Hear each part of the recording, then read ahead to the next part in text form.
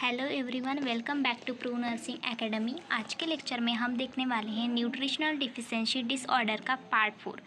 और ये पार्ट 4 इस चैप्टर का लास्ट पार्ट है। इसके पहले 3 पार्ट्स अपलोड कर चुकी हूँ, आप जाके देख लीजिएगा। नेक्स्ट ही ये पार्ट देखेगा। तो हम देखते हैं मिनरल डिफिशिएंसी। मिनरल डिफिशिएंसी में फर्स्ट हम देखेंगे iron deficiency. Iron deficiency occur when the body lacks sufficient iron leading to decreased hemoglobin production and anemia। Iron deficiency कब होती है? अगर हमारे बॉडी में हमने आयरन कंज्यूम नहीं किया, आयरन की डिफिशिएंसी हो गई, तो उसकी वजह से क्या हो जाता है? एनीमिया हो सकता है, हीमोग्लोबिन का प्रोडक्शन डिक्रीज हो सकता है। अब हम देखते हैं उसके कॉजेस। फर्स्ट कॉजेस है poor dietary intake.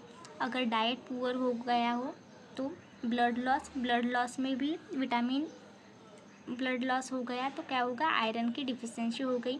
Blood loss menstruation में, अल्सर एंड ब्लीडिंग में हो सकता है। देन है प्रेगनेंसी में ज़्यादा रिक्वायरमेंट होती है आयरन की, इसकी वजह से आयरन डिफिशिएंसी हो सकती है। एंड मैल एब्जॉर्प्शन यानी कौन से डिसीज़ होते हैं, जैसे सिलियाक डिसीज़ है, क्रोनिक डायरिया है, उसमें भी। अब हम देखते हैं कौन से डिफिशिएंसी के डिसीज़ है। तो आयरन की डिफिशिएंसी हो गई तो आयरन डिफिशिएंसी एनीमिया हो सकता है। ये मोस्ट कॉमन एनीमिया है जो कि वुमन में ज़्यादा देखने को मिलता है। अब हम देखते हैं उसके sign and symptoms. Fatigue and weakness. अगर किसी को आयरन की डिफिशिएंसी हो गई तो क्या होगा?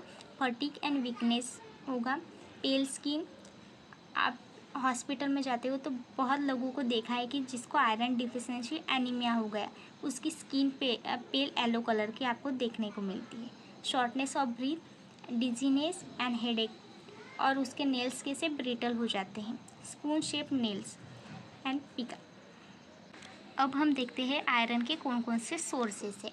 तो फर्स्ट है ग्रीन लीफी वेजिटेबल, और है लेगुम्स है, whole grains, nut and seed, iron fortified cereals, jaggery यानी गुड़ होता है। अब हम देखते हैं प्रिवेंशन। अगर किसी को आयरन डिफिशिएंसी एनीमिया हो गया तो हम क्या प्रिवेंशन यूज़ कर सकते हैं? बैलेंस डाइट ले सकते हैं जिसमें आयरन रिच फूड प्रेजेंट हो। Combine iron and vitamin C for better absorption. हमें आयरन तो लेना ही है, उसके साथ क्या करना है? हमें साइट्रस फ्रूट लेना है, उसके वजह से एब्जॉर्प्शन हमारे बॉडी में अच्छे से होगा। And iron supplement during pregnancy if needed. बहुत कम हो गया हो, आयरन की बहुत कमी हो गई हो खून की, तो हम प्रेगनेंसी में जो प्रेग्नेंट वुमन होते हैं उनको आयरन सप्लीमेंट प्रोवाइड करते हैं। अब हम देखते हैं ट्रीटमेंट।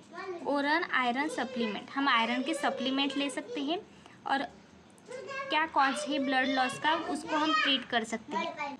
न्यूट्रिशनल काउंसलिंग, यानी जो डाइटिशियन हो सकते हैं, डाइटिशियन होती हैं, उनसे हम काउंसलिंग ले सकते हैं।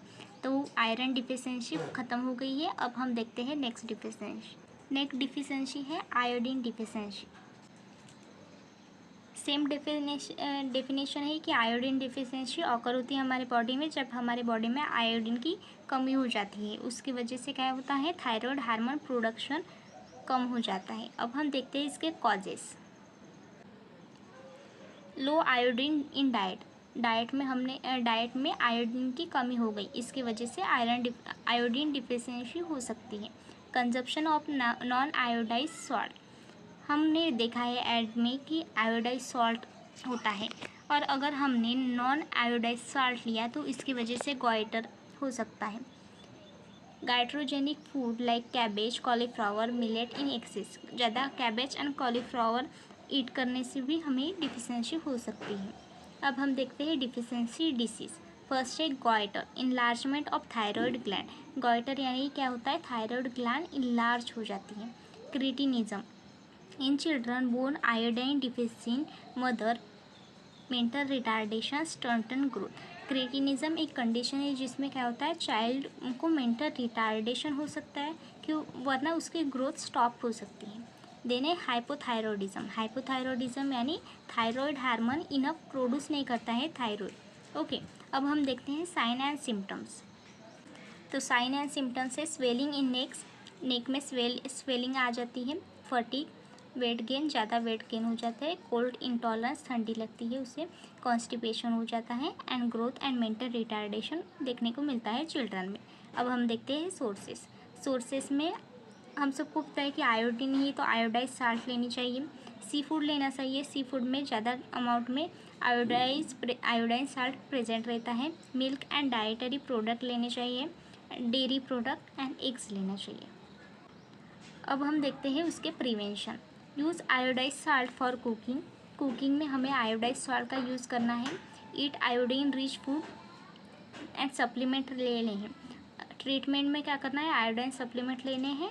And treat thyroid enlargement if needed, thyroid gland enlarge हो रही है तो उसका हमें ट्रीटमेंट लेना है अच्छे से डॉक्टर के पास जाके। तो आज का लेक्चर बहुत लेंथी हो गया है, मैं इसके लिए छोटे छोटे लेक्चर बनाती हूँ कि आपको ज़्यादा बोर ना हो, इसलिए एक ही टॉपिक रह गया है, तो हम नेक्स्ट पार्ट में देखेंगे। अगर आपको मेरा वीडियो अच्छा लगा आज का तो प्लीज़ मेरे चैनल को लाइक शेयर एंड सब्सक्राइब करें। नेक्स्ट पार्ट में हम कैल्शियम डिफिशिएंसी कवर करेंगे एंड हमारा ये चैप्टर कवर हो जाएगा।